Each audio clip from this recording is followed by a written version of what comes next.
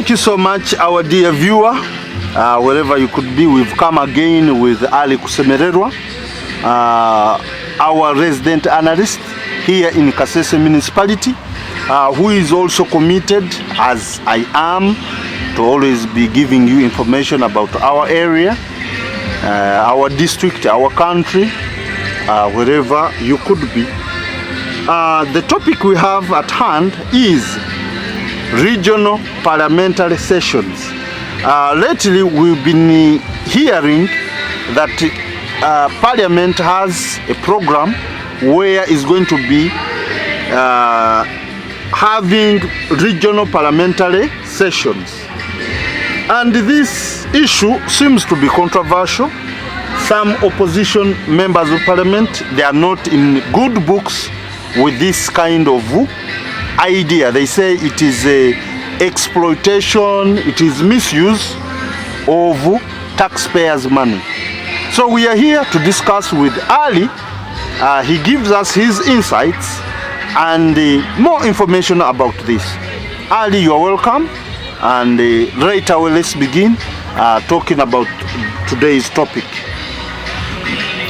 Yes, thank you very much, viewers, and you're welcome to the show. There is a program by the Parliament, the 11th Parliament, under Speaker Right Honorable Anita Mongi and the Deputy Right Honorable Thomas Kayebwa, to take the parliamentary sittings or sessions in regional cities. Now, this one is a new innovation. If you look at the former parliaments, right from the days when Kabaga was a speaker, the days when Sekande was a speaker, the days when the late Francis Ayuno was a speaker, and the late James Wapakamoyo, they never did this.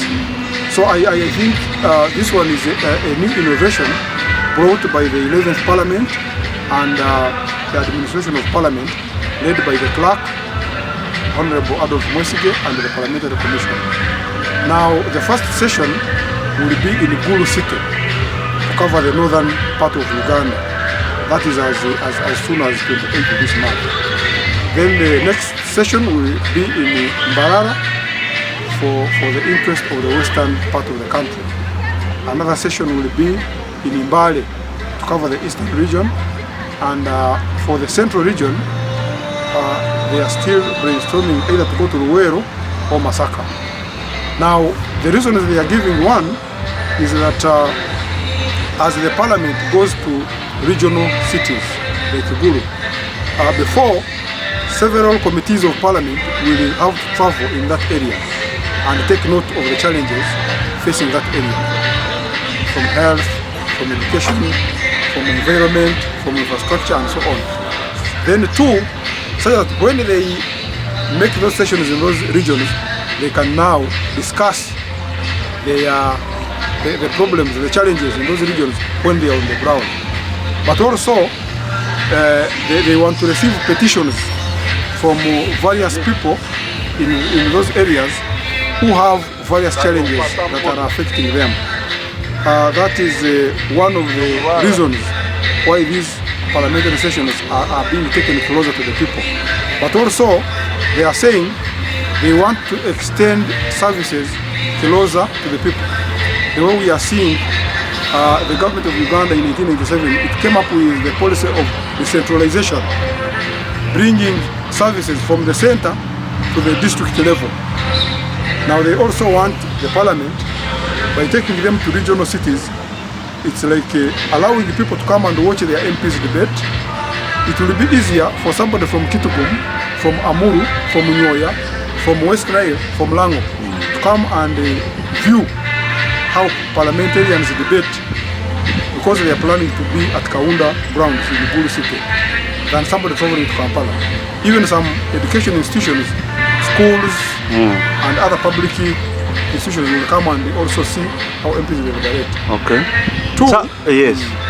Someone would be interested in knowing now, these sessions, are they going to be permanent? For how long, in case they are in Gulu on 28th of August? For how long are they going to be there? I think the arrangement is because the parliamentary session always takes place a Tuesday, a Wednesday and a Thursday. So I believe it is for 1 week. Yes. That week. But I think they plan to do it every financial year. Now that this parliamentary term is having not having more than 2 years to expire. Because 2026 we shall be going for another election.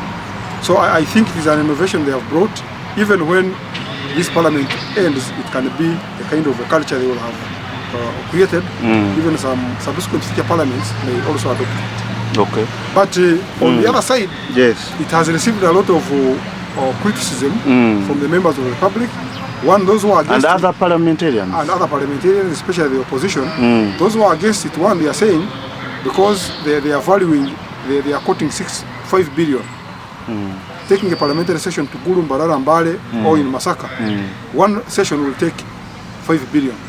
So each session, 5 billion. Because you have to transport these MPs, you have to give them per diem, you have to make them sleep in hotels. So, and yet in Kampala they sleep in their own houses. So it means they are saying, some people who oppose it, they are saying that the 5 billion you are taking to Gulu, why can't you take it to northern Uganda and it funds schools, it funds hospitals? Because in Uganda, in northern Uganda, there is a lot of poverty. The poverty levels are very high. Yes. The kids under UPE are studying under trees. The hospitals don't have drugs. So yes, some people who are opposing it are looking at it as a wasteful expenditure. The 5 billion you are taking to facilitate a parliamentary session in Gulu could well be used to handle the critical challenges in health, education and infrastructure. Actually, 1 billion alone is enough to supply drugs, is enough to buy 3 ambulances. 1 billion alone. Yes. About 5 billion. So others are saying that the problems that there will be risen can be solved in Kampala. Yes. Yes, but people are criticizing SSENYONYI because SSENYONYI was the leader of those people who were opposing. As a leader of opposition. But they are saying also he has no more authority. If he's saying the taxpayers' money is being wasted, Joel SSENYONYI, as a leader of opposition, he runs on a budget of 2.7 per financial year. But I think that is constitutional, right? It is constitutional. It is his right according to the constitution. But also in the parliamentary budget 2024-2025, that money is captured. It's also budgeted for. So if he was having a heart for the country, he would begin with himself. He would say, let me reduce my budget as a leader of opposition. Then he would have the more authority to criticize the parliament. The fact that for him, when it comes to him, he's quiet, but when it comes to others, he makes noise. So it means for him, we shan't see him in Gulu and any other places. Well, it means because he said he opposed it, so it is better he does not go there. Because if he goes there, he will have contradicted himself. Yes. So in other words, the point people are raising is SSENYONYI also he has no clean hands to criticize the parliament in terms of extravagant expenditure. MPs are getting a lot of money. Why can't SSENYONYI and other leaders of opposition, other MPs from the opposition say, out of the 40 million we are getting, we are bringing a motion to reduce our salaries to 16 million, so that we save the money. So when it comes to other people, for them they make a noise. When it comes to their welfare, so they keep quiet. Those are double standards. Now, lately, we've also seen youths in various groups coming out protesting. Yes. They want to storm parliament against corruption, but we've seen their energy has not succeeded, as they have been surpassed by security and the police. But why would these youths, Generation Z, continue pursuing protest, continue having that idea of storming parliament? Why would they continue doing that?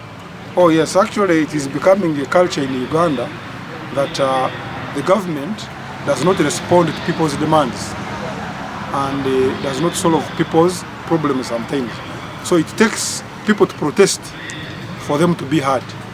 So the youths, of course corruption is a big problem in this country, especially in this regime. And one of the biggest weaknesses that history will judge this regime is that they failed to restrain the thieves within The mafias. within their system. So the youths believe that government has not done much to fight corruption. Despite, to the contrary, despite the various agencies government has put in place to combat corruption, from the anti-corruption court, various anti-corruption acts, various anti-corruption institutions, the IGG, State House Anti-Corruption Unit. There's another one now created called the Revenue Monitoring Unit in the State House. They believe there are many efforts on paper, but on the ground corruption is not near end. So the youths, they are saying that their colleagues in Kenya, they believe by protesting, possibly government may come under pressure and act. Yes. And put the corrupt to the books. But why is it that their energy has not done anything? It's like their concept has not been bought by the public. The public actually does not understand why they protest. Yeah, of course, I think it goes back to the mobilization. I think the mobilization and the publicity was poorly done. Then two, it looks to be a thing of the elites. Because if you looked at the demonstrators who were arrested, most of them looked to be from well-to-do families. Most of them looked to be, they were lawyers, they were doctors. So I think the other public looked at them as the thing of the elites. Okay. And that was one. But also two, the system in Uganda, the security apparatus and the intelligence network is so robust or superb that they cannot take any chances. So they had to make sure that they disorganize it before it expired. Possibly, had the intelligence failed in its job, they could have convinced, they could have got an opportunity to convince. Because apart from the social media, they didn't access the mainstream media. You remember, every time they wanted to address the press conference, they would be arrested. Yes. So I think their planning was not good. And the security came in time to disorganize them before they would go far. Now, lastly, let's talk about the very few MPs. We've seen them in court, we've seen them arrested. But people are saying, instead of, in government there are big rats and small rats. It's like they are arresting just little rats. The bigger ones that eat huge, they are not touched in any way.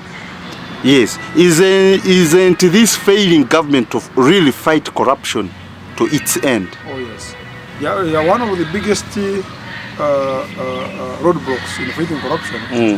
People feel that corruption is now syndicated. Yes. First of all, it is hard to prosecute a case of corruption and you reach to conclusion. Yes. One, corruption is syndicated, it has a syndicate. There are very many people who are involved, including the big people in government, including the big people in the military. Yes. Now, that is one. Then two, it is hard. Our investigators, especially the police and judiciary, it is hard for them. Either they don't have the capacity to investigate corruption, mega corruption scandals, but also they may not have the resources. Or they are neutralized. They are either neutralized by being also corrupted, also they feel those people in the corruption scandals are too big, that if you followed them, you'll either lose your job, on the extreme, you lose your life. Yes. So I think it is a huge problem that many people now are believing that those people who are targeted and arrested on corruption charges are people who are small. One time, Justice retired J.B. Katusi, he expressed his frustration. He said the Ugandan net in the corruption war, it captures small fish and leaving the Nile patch, then put us to go away. I think people would like to see President Museveni arresting some of his ministers who have been involved in corruption scandals over the years. But what happens? They are dropped only to bounce back in the cabinet. Actually, people got surprised seeing that, for example, this is the iron sheet scandal. Yes. Leaving out the big fish, as you've said, the tilapias. Oh yes. how did they manage to survive? Oh yeah, so that's why the challenge is a bit hard, because sometimes when investigators investigate, they find that in the investigation, in the line of investigation, in the chain, Yes. there is somebody big who's untouchable. Or sometimes they think it goes even to the power, terrible powers. Yes. And when they look at that, somebody looks at his job, he looks at his life, and he backs off. And things dies like that. So I think it all goes back to the president as the fountain of honor. Yeah, I think we are coming to the election time, and if he does not handle the corruption question very well, it will become a major campaign issue in 2026. Okay, thank you so much.